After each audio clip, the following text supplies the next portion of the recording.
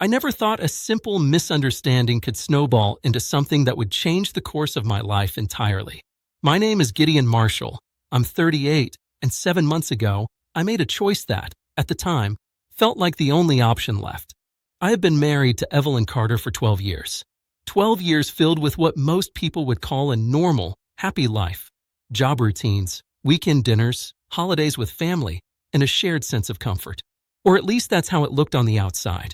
Behind closed doors, things have been quietly falling apart for years, almost imperceptibly, until the cracks became impossible to ignore. When Evelyn and I first met, she was electric. Bright eyes, infectious laughter, and a sense of confidence that made everyone around her feel lighter. I was quieter, methodical, a manager at a construction firm, keeping my life organized, bills paid, responsibilities met. She told me once she loved that about me, how grounded I was, how reliable. And for the first few years, we thrived on that balance. There was laughter, warmth, intimacy, and a kind of understanding that only young couples fully appreciate. But somewhere around the 8th year, things began to shift. Small signs first. Evelyn stopped laughing at my jokes, not because they were unfunny, but as if she wasn't even listening.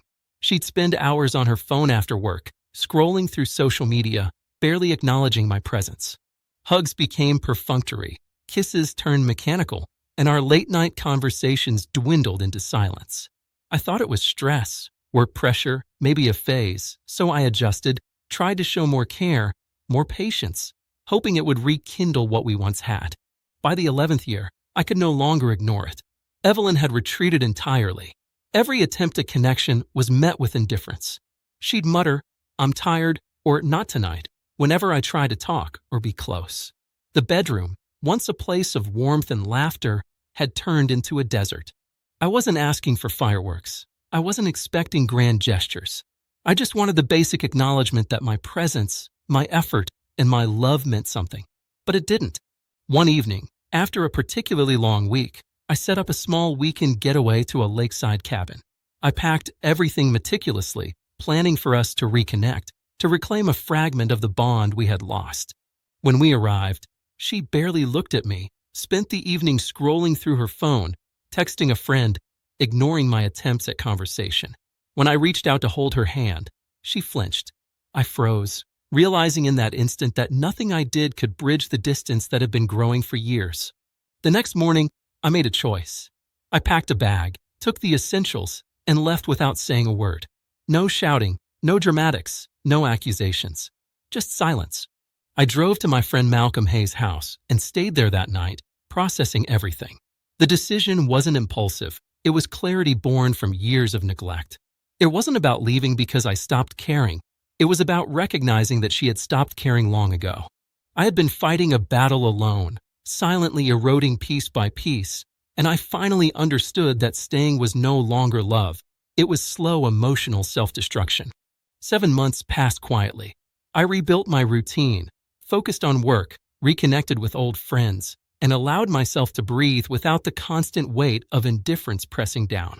I didn't reach out to Evelyn, didn't send messages, didn't ask her to reconsider. The silence was mutual, though I carried the memories with me every day. And then, last week, it happened. She found me, not through calls, not through texts, but standing at the doorstep of my apartment, eyes wide, speechless, clutching a small suitcase as if expecting some explanation, some apology, some miraculous reconciliation. Her mouth opened, closed, opened again, and I could see the disbelief etched across her features. 7 months of absence had rendered her almost fragile and yet defiant. I didn't say anything at first. I just studied her. The woman who had once been my partner, my confidant, my anchor, was now someone I barely recognized, shaped by months of reflection, regret, or perhaps a quiet realization of what she had lost. Evelyn attempted to speak, voice trembling, but no words came out coherently. She tried to find footing in the familiar, shared jokes, references to old routines, but it was clear she was grasping at shadows. Eventually, she whispered, almost inaudibly, "Gideon." Her voice faltered, and in that pause, I understood everything. I had given her years of love, loyalty, and effort, and she had let it slip away. The fact that she had taken 7 months to seek me out didn't inspire relief or joy. It only affirmed the lesson that had taken me far too long to learn. Love cannot be forced, respect cannot be demanded, and absence speaks louder than words. Evelyn's disbelief contrasted sharply with my calm. I wasn't angry, I wasn't pleading, I wasn't begging for her to return. I was composed, grounded, aware of my worth in a way that hadn't existed while we were together. Her shock was a mirror to the pain I had endured in silence, a reflection of the reality that I had finally reclaimed control of my life. She stepped closer, hesitated, then stepped back. Her eyes searched mine for something: validation, remorse, or perhaps a trace of the man she thought she knew. I didn't offer it. We spoke briefly, exchanging few words that felt heavy despite their brevity. She asked questions about the months, about where I had been, what I had done, as if expecting chaos or desperation. Instead, I gave her clarity. I explained nothing in detail, just facts: where I had stayed, the decisions I had made, the boundaries I had maintained. Each word, carefully chosen, conveyed more than emotion ever could. I was not bitter. I was not resentful. I was present, aware, and unwavering. After a few minutes, she turned away, uncertain, hesitant, a mixture of longing and regret in her expression. I watched her leave, suitcase in hand, silence stretching behind her like a curtain falling on a long, unfinished scene. And in that silence, I felt an unexpected calm, a quiet triumph not of revenge but of clarity. I had survived the slow erosion of neglect. I had navigated the aftermath of indifference. I had reclaimed my own narrative. 7 months had changed everything. Not her, not me, but the dynamic we once had. In her shock, in her speechlessness, in the stark realization that I no longer existed in the same space she had left behind, there was a lesson I hoped she understood, though it wasn't my responsibility for her to learn it. What mattered was that I had learned it myself. Presence and patience have their limits, and dignity, once restored, cannot be surrendered. I closed the door behind her, the echo of her footsteps lingering in the hall. For the first time in years, I felt a weight lift, a quiet freedom settle in.